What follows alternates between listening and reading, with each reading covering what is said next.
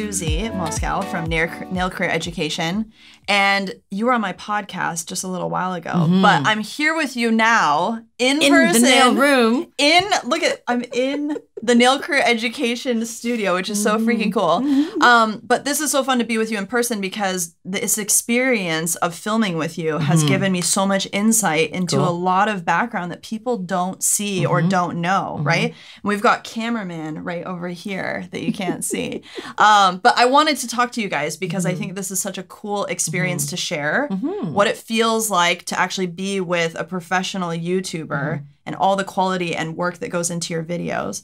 And I wanted to see if I could, ask you a few more questions, ask Cameraman some questions, and talk a little bit about how you guys really meshed your expertise to make this amazing project. It's so fun to do this, together. I know, we're rather together. Than a camera in between us and so much smiles in between us. It's cool. I know, it is cool. Great. Better than kind of Skyping or doing it our is. video chat. I was hoping I don't lose the feed. No, this will be great. Yeah, it's awesome. So since I've been here, you've been, we went out to dinner last night and you were chatting with me and you just started telling me all these amazing, things about your past and Cameraman's past. So I wanted to talk a little bit about that. And Cameraman, maybe you can share with us how you fell into doing this, because you're really a sound guy, but you've become an amazing video guy too. It's just a natural evolution. It's just, I just started editing for fun. And I was producing sound for Discovery Channel shows. And then the producers I work with happened to ask what am I doing. I show them some of my edits. And they're like, hey, I like that. Could you do my edits? So I started then becoming an editor. And how old were you when you started this whole thing? When you say this thing in the business No, period? just your career, Teenager. getting into... I haven't done any... I've never had a day job out of school. I started musician. We started a recording studio. So since high school? Yeah. He's never worked 9 to 5 That's or amazing. in an office. No. That's amazing. He's always been self-employed since he was 17. You're the American dream. Or a Canadian dream. North American dream. North American dream, right? That's awesome. And so what is your favorite part out of everything that you do with Suzie? I mean, what's your favorite part? I like probably the editing, honestly. Really? Yeah. It's fun to film it and that, but that's kind of it's a technical process. And the editing is technical, but I feel it's kind of creative because I love combining the music, working the music, and getting a groove and a flow. That's what I like to do. That's awesome. So for me, that's probably the most fun part. Well, we were just talking about how that's not my favorite part. Right. It's so much work. Can't understand that. I don't think people understand how much work it is. I mean, how long did it take you to learn how to do that? And I mean, not even talking about experience, right, after the fact, but isn't it a process to learn how to do all of that?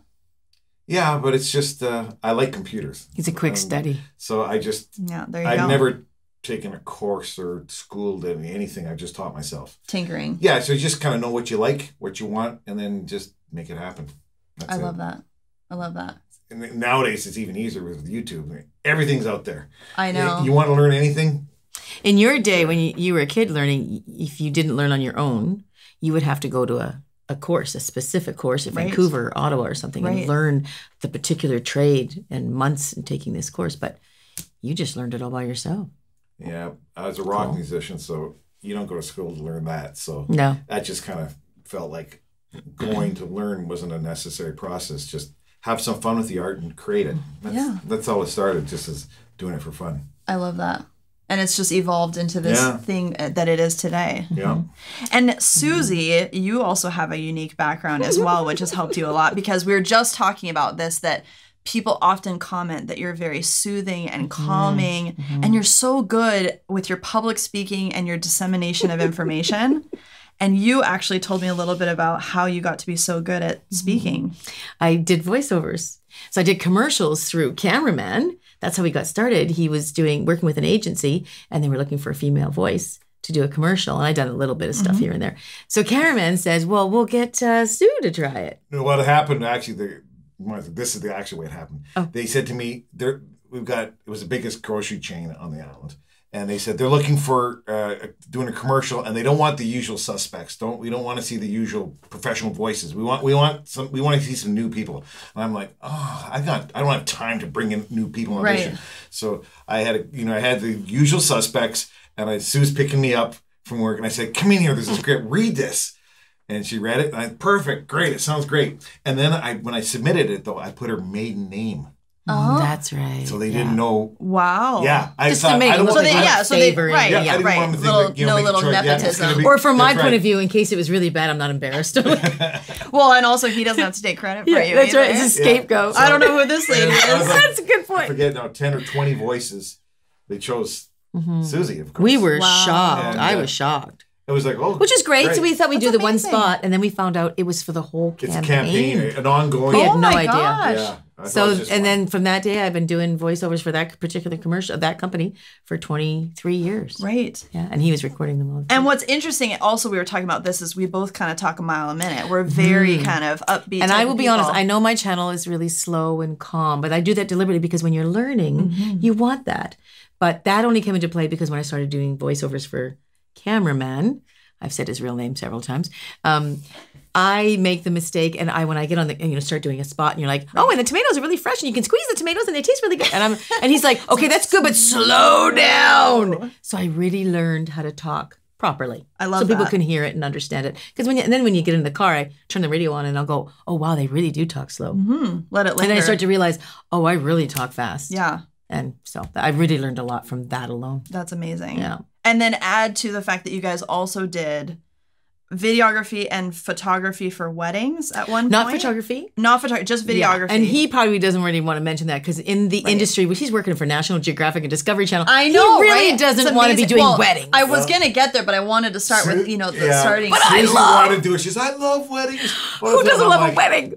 First of all, as someone who had a horrible wedding photographer and wedding videographer, I literally have one photo from an old cell phone that I used for my wedding photo. So I will tell you, even though maybe it's not the, I don't know, amazing level of skill that you could possibly show someone, having a high quality thing is amazing. Weddings used to be considered something that a videographer who wasn't doing television would do. Right. Yeah. But that totally changed in the last probably 20 years, actually. Yeah. But because it used to be, people in my industry would frown on it. Like, in fact, a guy who's a cameraman said to me, and I'm not sure it was a dig or something, he said, but he said to me, well, I tell you, I'll take all kind of work. One thing I will not do is I'll never do a wedding. And I was rather insulted. I'm sure he knew that I was doing some weddings with Suzie. How could you not want to be, anyway. But the white dress and the I veil. No, we did beautiful weddings. This was 2001, and his 16, 17 years ago. Good God. Business was slower for him. So he learned just out of his own accord. He just thought it'd be fun to do video. Our cat's trying to get in the door. It'd be fun to do video. He learned video editing. Yeah. And when I saw how good it was, he was doing all our family video. Remember, when our boy was young, we just filmed a whole bunch of family stuff. But we had the best family videos you ever saw because it had great music and great editing. So then I said, oh my goodness, you'd be good at weddings. And he was like, and I'm like, my head's going like, I could start a business. I could do some wedding stuff. This would be so much fun. And then I nattered at him enough that he finally said, okay, well, get me a wedding. Because he thought I'd never find one.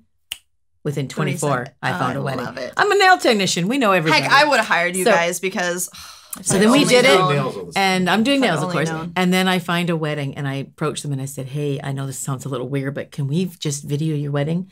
And for that, we will give you a wedding for free. We just wanted to have a wedding to video. Yeah. So we found this couple, and we videoed it, and they were the sweetest couple. And we videoed it, and I got to tell you, I loved it. And if he still would have kept it going, I'd still be doing weddings. I probably never would have found YouTube. You would have taken over the world. I loved it. Yeah. I loved being on their wedding day. I loved the bride. And we did it like high end. We had like 4 cameras. We videoed her. We videoed him. We videoed the audience. Let that cat in. He's going insane. Critter is the cutest cat you've ever seen.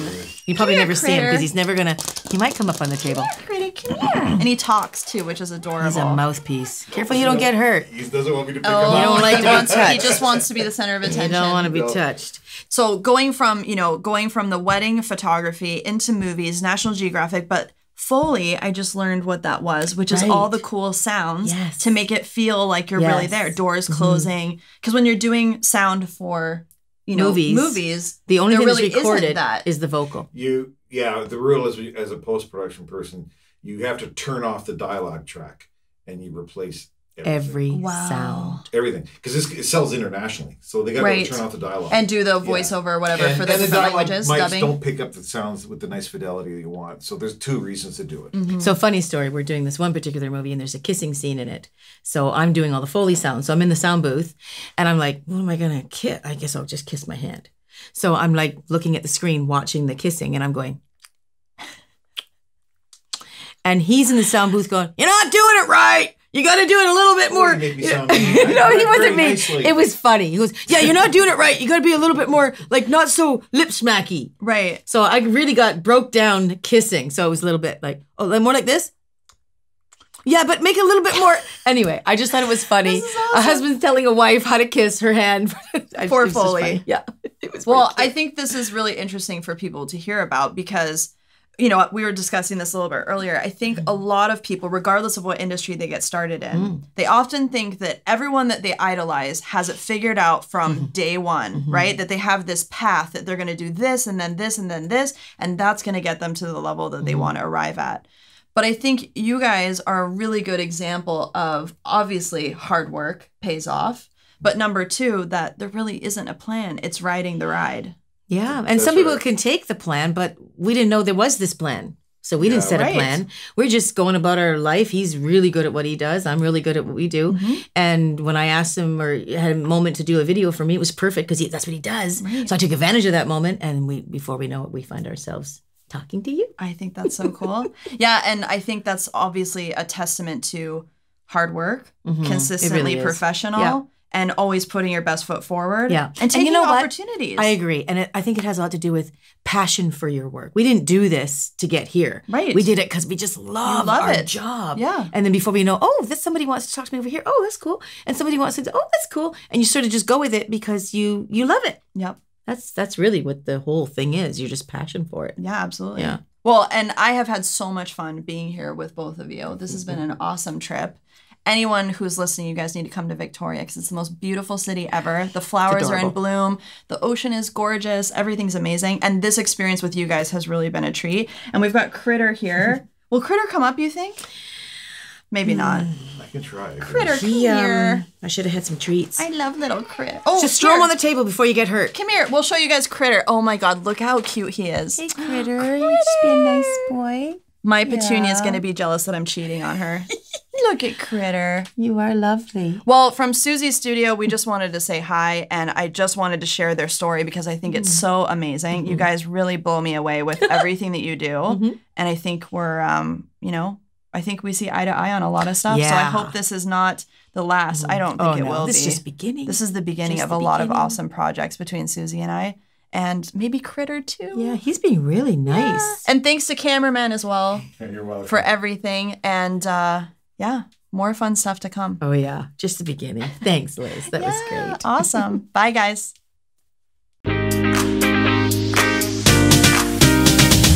Like what you heard? Don't forget to leave a positive review, subscribe, and share this podcast with your nail buddies too. You can even tag me in your social posts by using #TheNailHub. Have a question or episode request? Send me an email at liz@thenailhub.com.